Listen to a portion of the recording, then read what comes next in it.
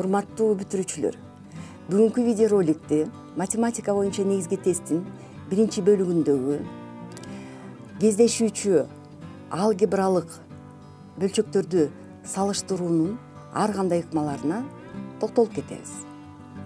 Слайдка көңүл бурсаңар, биринчи тапшырма.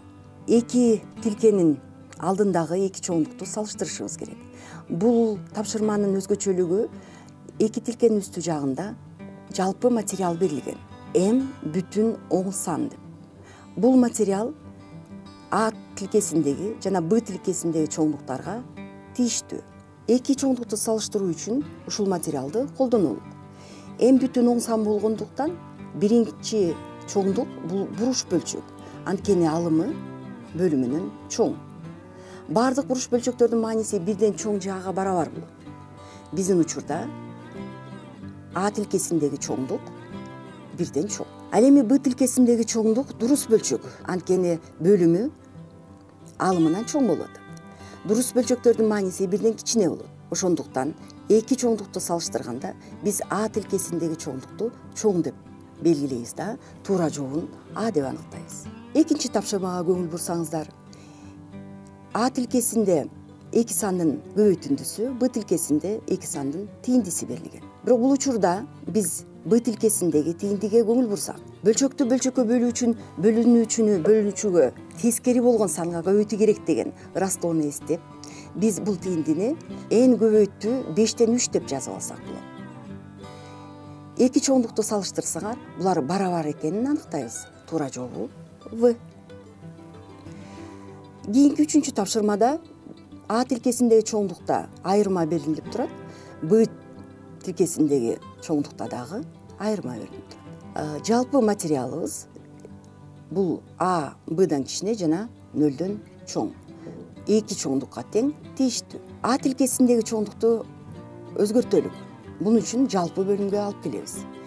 Жалпы бөлүмү А болот дагы Б кемитүү А бөлүнгөн А деген бөлчөктү алабыз.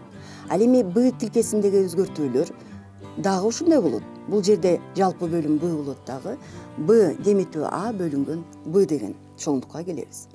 Эми кошумча А Бдан кичине 0дөн чоң деген материалдын негизинде эки бөлчөктүн алымы да бөлүмү да оң мааниге ээ экенин аныктап алабыз.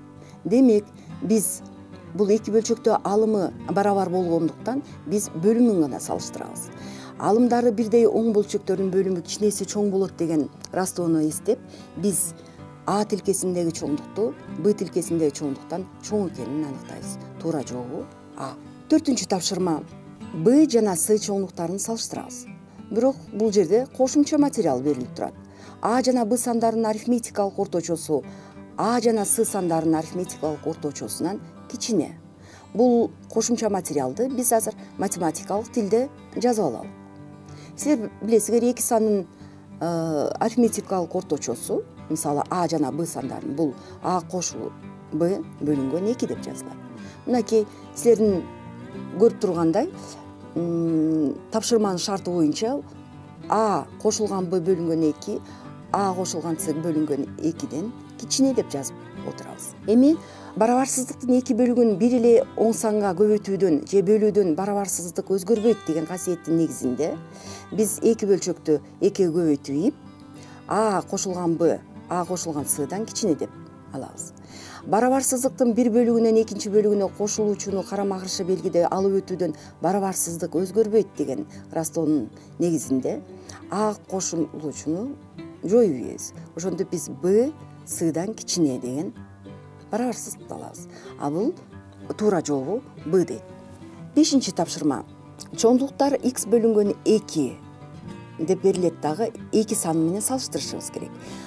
Кошумча маалымат бул x-тин квадраты кошулган y-тин квадраты барабар 2xy. Бул жерде y 0-гө барабар эмес дейт. Бул эки чоңдукту салыштырууда биз жалпы маалыматты же болбосо кошумча маалыматты өзгөртүп алабыз. Ал үчүн 2xy сол жака көчүрүп алып, муну эки мүчөнүн айырмасынын квадраты экенин аныктайбыз. Ошентип x кемитүү y-тин квадраты барабар 0 деп алабыз дагы. Муну x кемитүү y барабар 0 деп жазабыз. Y-ти оң тарапка көчүрүп туруп x барабар y деген барабардык алабыз. Y 0-гө барабар эместигин эске алып, бул барабардыктын эки жагын y-ке бөлүп ийебиз. X бөлүнгөн y барабар 1 болду. Эми эки санды салыштырсак болот. 1 2ден кичине. Туура жообу Б.